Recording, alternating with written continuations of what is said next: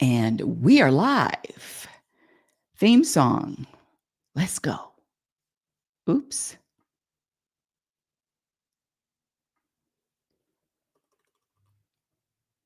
Oh, it's time to get real. Oh, yeah.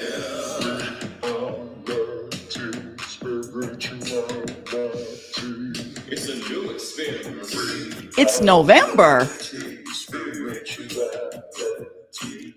Yeah, keep your ears open for this one. I'll be 70. Less than 30. You got a question for RLN? It's time to get some answers, baby. Come on now, we getting real. Getting real. It's time to get down.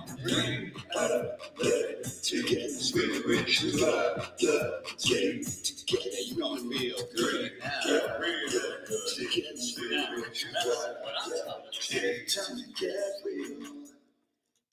Welcome, everyone. How's that production? Welcome, everyone. Welcome to Reality Spirituality. I'm your host, global happiness specialist, inner peace practitioner, oracle, fitness instructor, mother, but most importantly, a student, ongoing student. And when I say happiness specialist, I get a lot of pushback on that. Woo, happy. You're chasing happiness. It's useless. No, it's really about when I let me give you my definition of happiness is the ability to maintain and sustain an energy, a personal vibration of contentment, of peace, regardless of what happens. And happiness, contentment, inner peace are all practice skills. And so what I do is just share with as many as are interested what to practice. And the practice starts with the practice starts with the person in the mirror. I hear a lot of statements about the state of the world, and I have to share. I've said share twice already.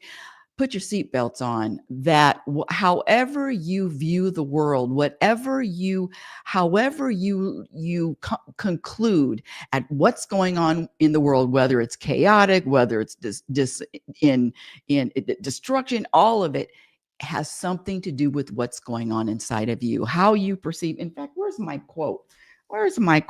How you perceive the world is really what's going on inside of you. Ouch. And when I say happiness, it's really about what to practice and how to eliminate those program behaviors, because the practice is about eliminating the programming. So let me ask you a few questions right off the bat. Can other people hurt your feelings? Can other people disappoint you? Can other people offend you? And when I talk about this, you either answer yes or no. And it comes from only being programmed. It's not your fault. It's not your fault your feelings are hurt or you're offended or you blame your circumstances. It comes back to a programming. And in my latest book, the program for unhappiness, exposing the untold truth, it's on Amazon. And in this book I list 56 program behaviors that have been proven to subtract from your happiness. And again, when I say happiness, I'm talking about a personal vibration and energy of contentment. It's not about what happens. It's not about the stories. It's not about anything external. It's not about accomplishments or achieving goals. What are you rooted? What are you practicing being rooted in? It's just like a temperature gauge on in the house. What is your temperature gauge set to? And before I talk about the topic of the show today, which is awakening isn't what you think, and I'm using myself as an example, in awakening, enlightenment. What is that? Isn't that the highest achievement? Well, let me just let me just say that The awakening is a realization of breaking apart, dissecting, letting go of that illusion, of the illusion of what, letting go of the illusion of what the ego and what the mind wants me to believe is real. All of us are, hold on a second, where's my note about that? As soon as you're born, you're given a name, a nationality, a religion, a race, and a culture, and then you spend the rest of your life identifying with and defining the programming. It's not about Rebecca. It's not about Rebecca's what she's done, her author, speaker, none of it. It's about the truth of this reality. And it's beyond, I know this is going to sound crazy and wacky, but it's beyond being human. Beyond being human, it's beyond this human existence. It's beyond the human existence. The example that I like to give is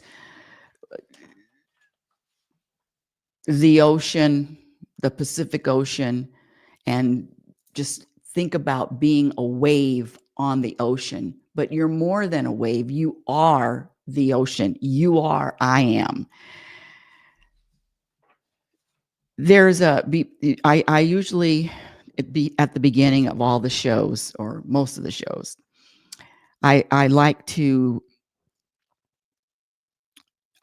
share this. It's a very famous study. It's called The 5 Most Common Regrets of the Dying. And you can Google it. Anything that I refer to, you can Google it. The 5 Most Common Regrets of the Dying. It was done by a hospice nurse, Bronnie Ware, and she asked her patients who had days to live, weeks to live, months to live, what are your 5 biggest regrets?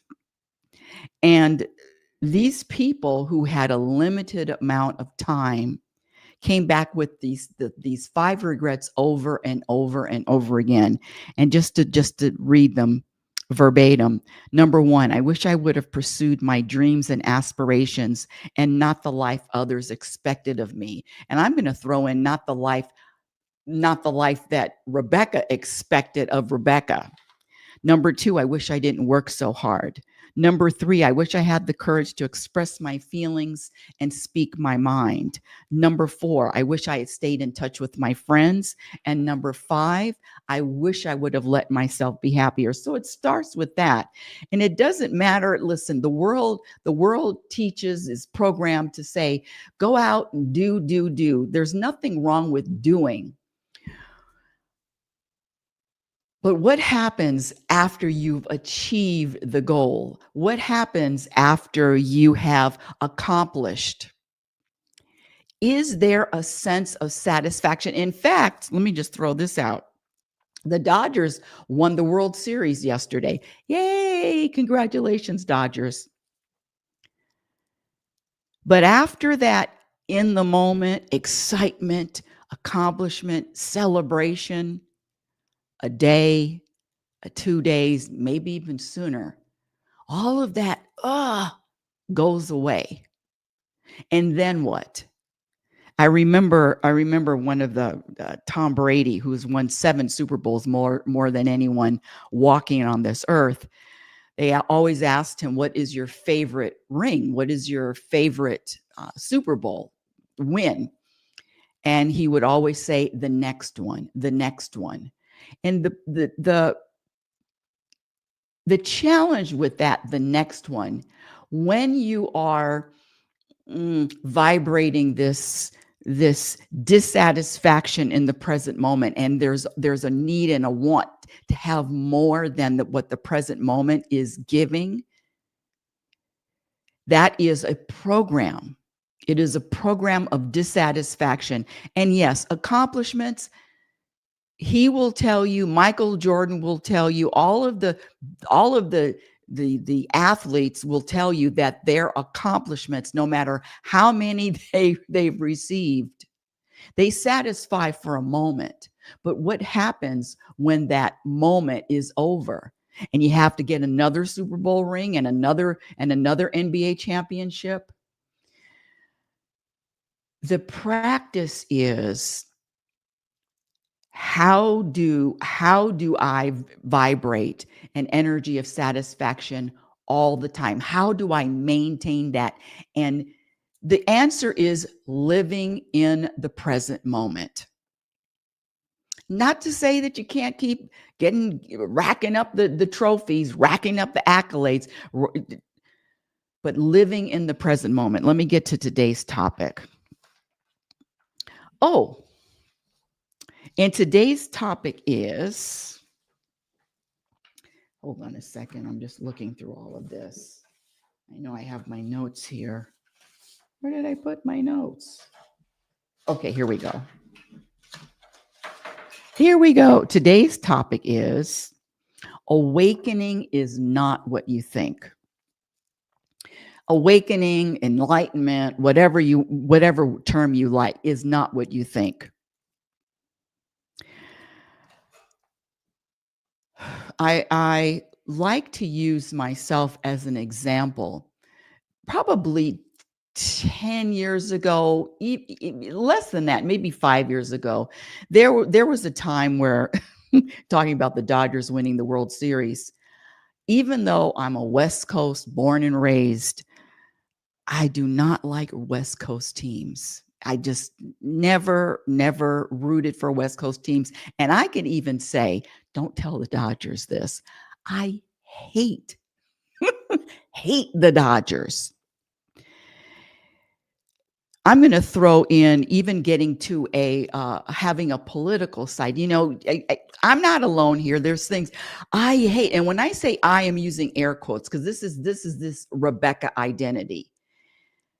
And there was, I could feel it. There was a energy behind that. I hate the Dodgers. And think about whatever comes to your mind that you are very strong, disdain, hate. You know what I'm talking about. And yesterday, well, it's been happening for the last few years, but yesterday there was a preference, and one of the biggest program behaviors is having a preference. And even not only having a preference, but this, I hate the Dodgers. How do you think that having that energy and even having that mindset is going to either add or subtract to happiness or contentment? And again, contentment, happiness is an energy that I'm talking about. Forget the words. It is an energy. Well, it doesn't really mix well. It doesn't, it's oil and water. And when I have, let me just say this, the value and the prioritizing and the commitment to this energy of contentment, there are things that, and ideas and beliefs that eventually I had to let go of. And that's even having a, which is normal. When I say normal, a programmed normal. Yeah, I don't like that team. And then Rebecca would have reasons as to why. But back to yesterday, and Rebecca still had a preference.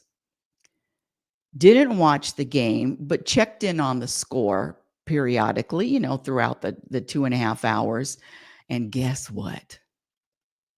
The Dodgers won. But for the first time in 2025, December, no, it's not December, it was November the 1st, 2025, there was a softening. And I'm going to use that word softening, letting go of what Rebecca used to think was so important. And this awakening is not about feeling great all the time. Oh, this is just the best. It's not about that. It's about letting go of this illusion and letting go of an identity, letting go of this false identity, which is Rebecca, letting go of this need to prove something, letting go of this need to achieve, letting go of this finding fault, letting go of all of the programmed, scratch that, letting go, recognizing and witnessing that this is Rebecca's preference, and witnessing either out in any moment I'm identifying with Rebecca, or I'm identifying with another, with the entity that you and I know who we truly are. And I don't mean to be yelling at you, but I'm very passionate about this. And when Rebecca identifies, and when Rebecca has a preference, guess what? It is 100%. It is 100%. It happens every single time that discontentment is right around the corner. When Rebecca has a preference, there, which is a program having a preference, discontentment, peace is out the window.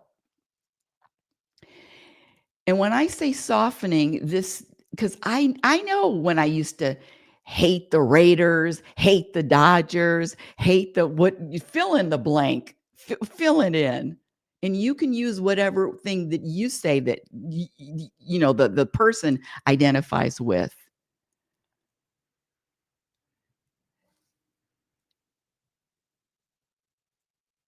When, and it's not overnight. It doesn't happen like this. Don't tell anyone, but in less than 30 days, I'm going to be 70 years old. Shh, don't tell anybody. 77 0. And this practice has been going on for over 4, almost 5 decades. Don't tell anybody. I said, look at this. Look at this. I'll get my hair dyed on Thursday. But I digress. 70 years old of holding on to the program and holding on to this Rebecca identity. And I promise you, it is an illusion. When I say an illusion, there is a letting go, and the letting go does not feel comfortable. And it's, well, that makes sense. That's right. No, all of it. In fact, let me say this. There is Alan Watts. I don't know if you know Alan Watts. AlanWatts. Alan Watts. And the YouTube channel. Let's see, what is the YouTube channel? Anyway, this is the name of the video. It's called "What Awakened People Lose That They Can Never Get Back." What awakened people lose that they can never get back. And he lists, it would have been nice of me to list it and present it in the show, but I just didn't. What awakened people lose that they can never get back. You can search that on YouTube. And he lists about 10 things. And one of them is being in a place and a space that isn't the majority. It is not of the masses, is not, it's almost very, not going to say that. I'm not going to say lone. There is a, when I say isolation, I'm just meaning that this journey is yours, personally yours. And there is a lot of it's not awakening. There is a lot of feeling and knowing that something is shifting. That's what I want to say. And the shift happens very, very quietly, very softly. It's not, hey, bam, there's no drums. It is a quiet, calming shift. And I'm speaking for myself, when all of a sudden, just like yesterday with this Dodgers, there's, I really don't care. I'm really not holding on to, I'm not grasping, holding. It doesn't matter who wins. When I say it doesn't matter who wins, there is a softening of what is really going on in this life, what is really happening. In fact, one of the things that in this video, what awakened people lose that they can never get back, Alan Watts is talking about, it's not being a thing, it's about life. I'm just here to experience what this life is, drops in my lap. I'm just the experiencer, just experiencing. Isn't there anything more than just the experience? No, there's not. There's nothing more than just the experience itself. But the program wants to create a story, analyze, conclude, theorize, and walk around with it. But notice that the story, there's only one perspective. And that's when you know that it is coming from the mind, when there is only one story and one perspective. This awakening is not what you think. I just remember years and years and years ago, this aha, but it's not, there is, the shift, at least for me, the shift is so faint. But there is a shift, and there is a difference, and there is growth, and there is more awareness, and there is more presence being felt. There is the only way I can explain it is that there is a softening.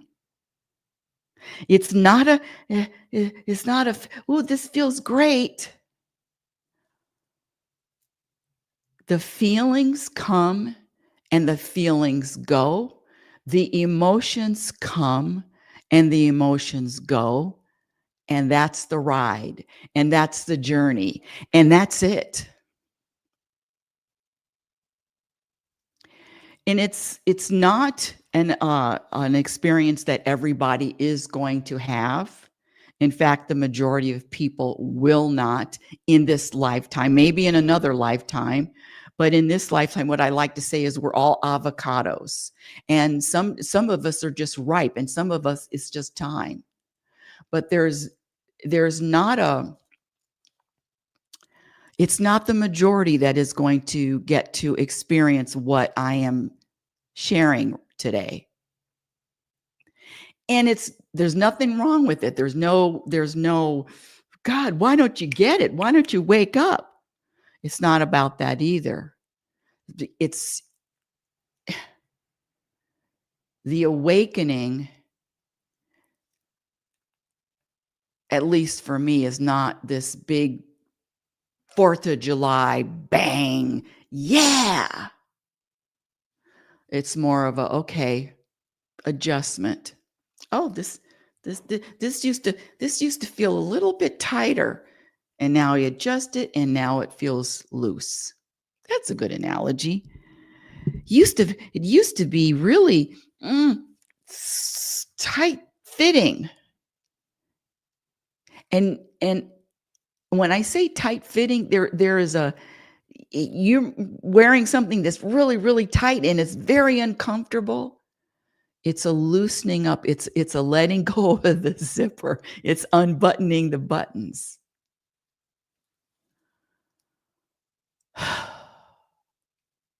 And all of it, myself and everyone that I meet is going through the same thing. The only difference is the awareness and waking up.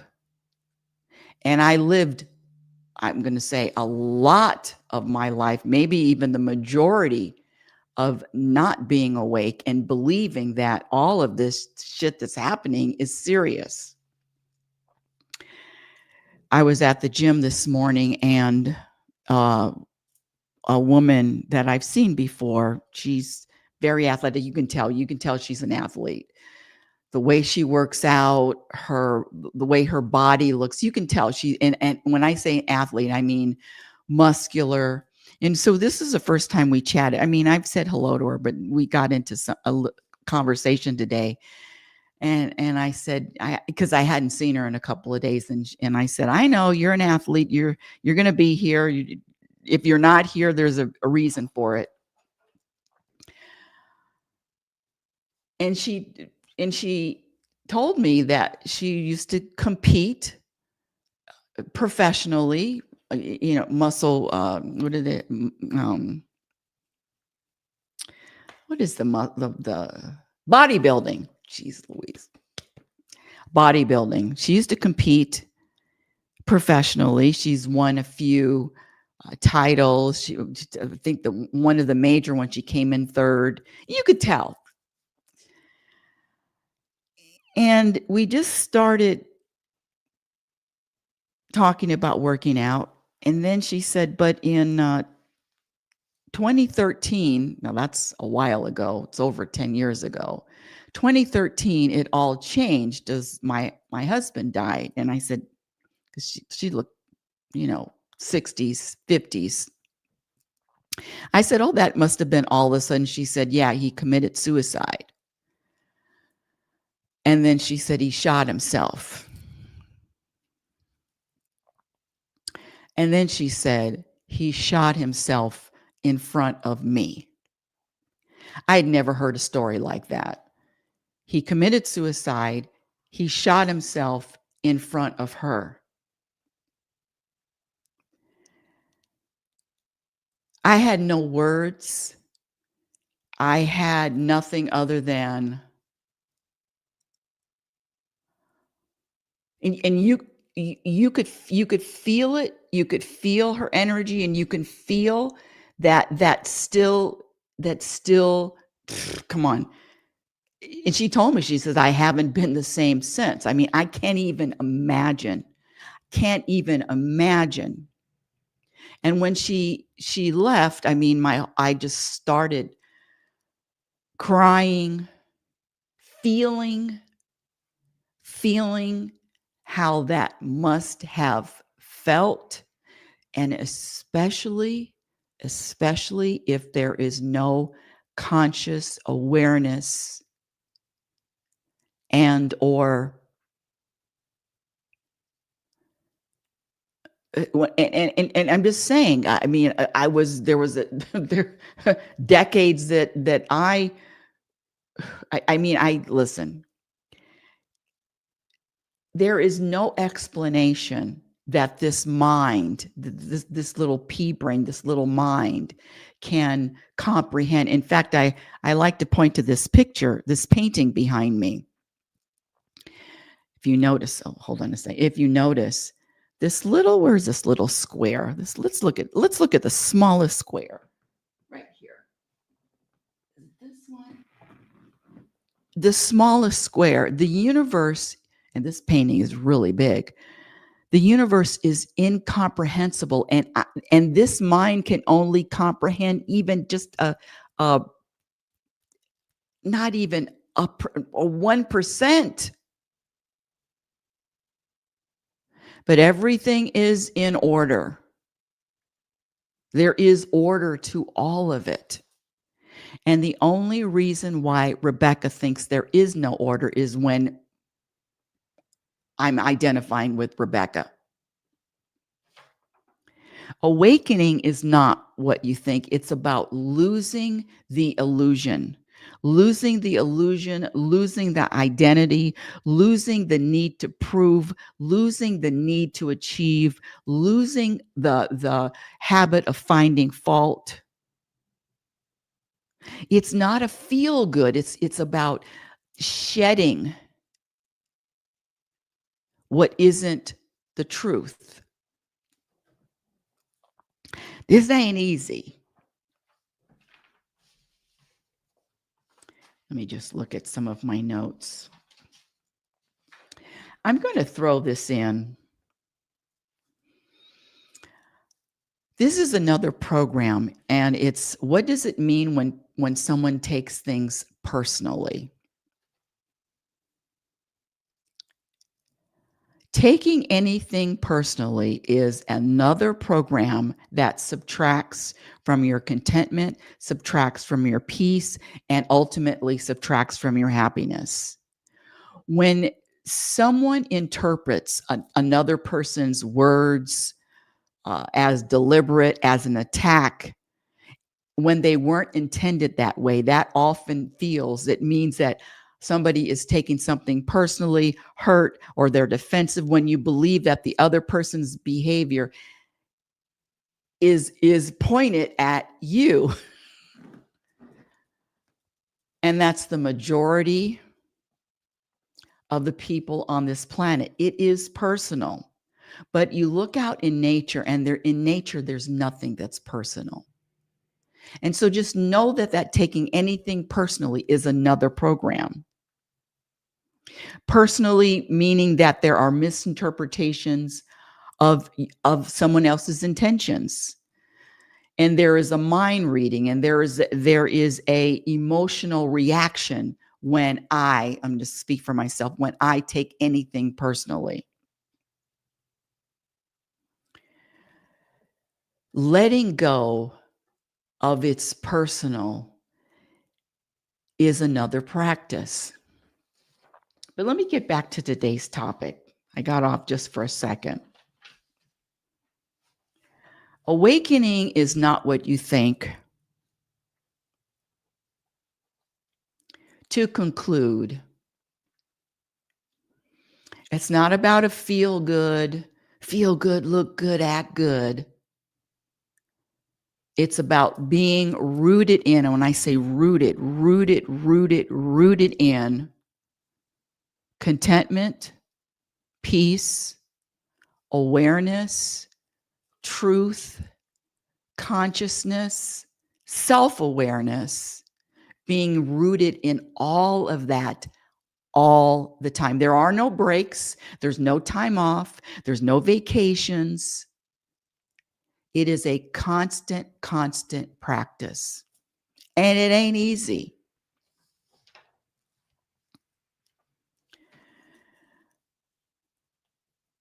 The awakening can also be, with the awakening also comes a sense of not really relating to what the world thinks is important, to what the masses thinks is important or serious.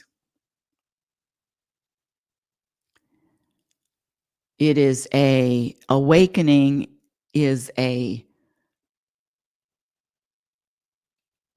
state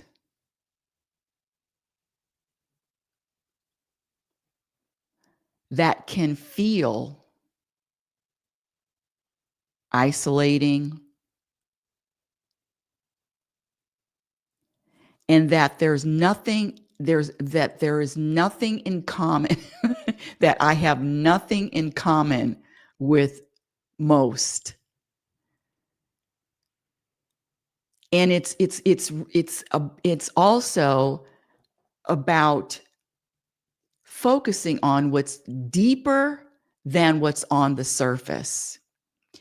And this surface is where most live, on the surface. Peace is found at the bottom of the ocean. And the surface, living on the surface of the ocean, there is going to be being affected by all the external, from the weather to the wind to the tides. But the peace is found on the living on the bottom of the ocean. Did I cover everything? Awakening is not what you think. Yeah. So to recap, awakening is letting go of, stepping out of this illusion of what the world believes is the truth. Let me give you an example, just using some celebrities. Prince, Michael Jackson. Let me just stay with those two. Let me just stay with Michael Jackson. You know, Michael Jackson, the king of pop. Very extremely talented, musical genius, extremely talented, entertaining to the nth degree. But under all of that, searching, seeking, wanting some kind of peace. And see, when I say looking, searching, how do I know that he wanted peace? Who are you?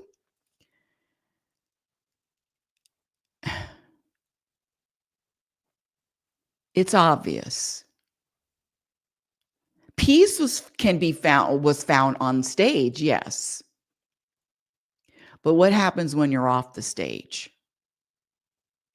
And let me just share another example. Will Smith, before the infamous slap heard round the world. He was interviewed in GQ magazine and he says, I've had everything. Money, fame, awards, but I'm not happy.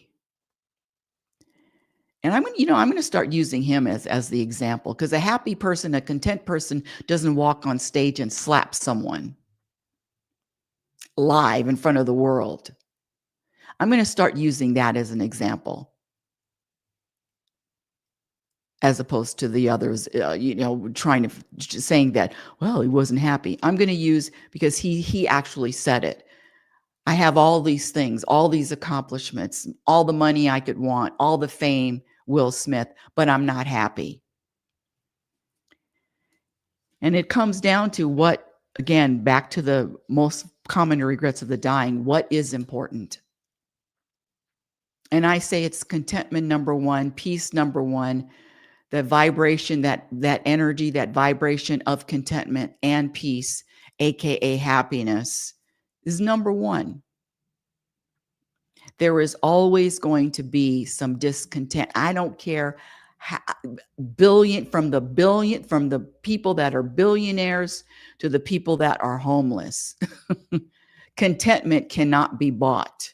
Contentment cannot be achieved. Contentment is a vibration.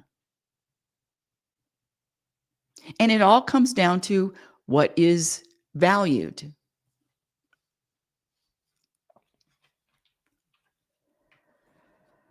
But the world doesn't teach that contentment is the number one, is when I say number one, contentment. No, the world says more, more, more, more. And let me sell you a program that's going to help. Let me sell you a program that's going to give you more. The more you accomplish, the better you're going to feel. That's what the world sells. Everybody's got a program,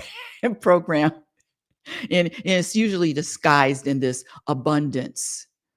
And there's a clue with this do. Nothing wrong with doing, but don't think you're going to find contentment in doing. Not lasting contentment.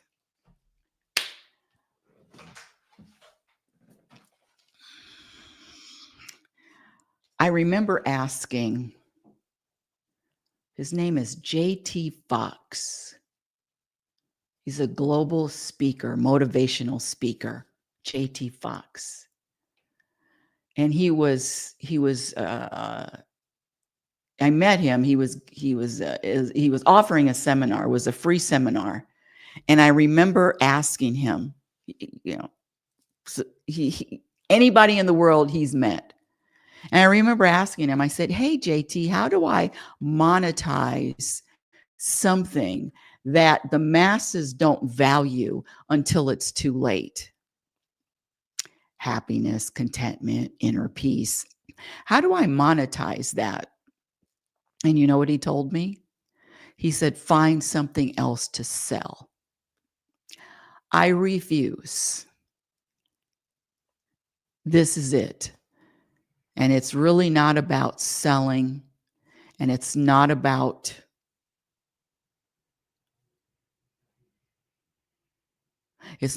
selling, and it's not about the next program or the next 10 steps or the next 3 steps. There's no race here. There's no legacy.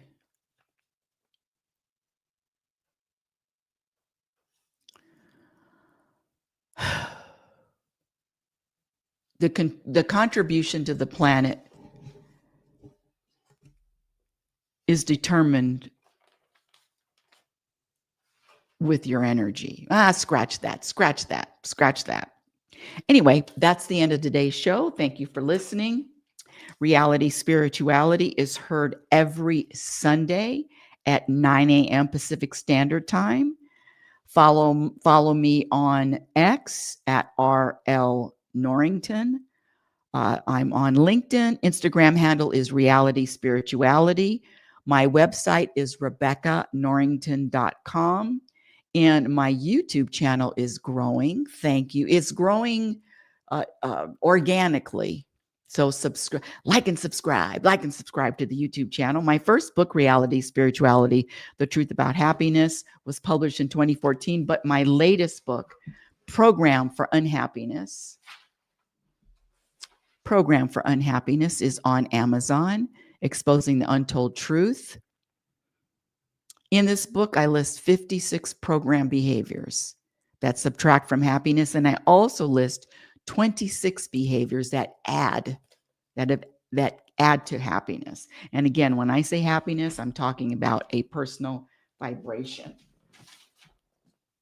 Until next week, my dear audience, I want you to remember who you are. You are invisible extension of the universe. Your conscious energy having a human experience. You're always evolving, always changing, always growing. Love is patient and love is kind. Be patient and be kind to yourself by accepting yourself in every moment. Be your own best friend. Remember, this is a quote from Abraham of Esther Hicks.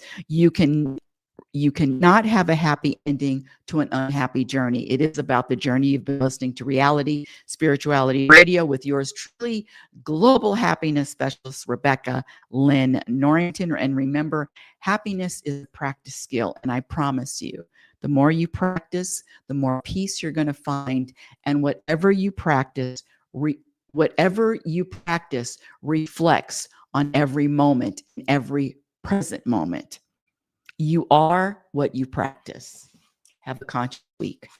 Thank you for listening. Share the show. If you're inspired. You got a question for RL?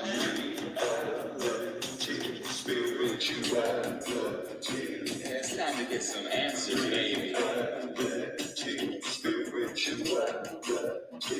now we getting real. It's time to get down.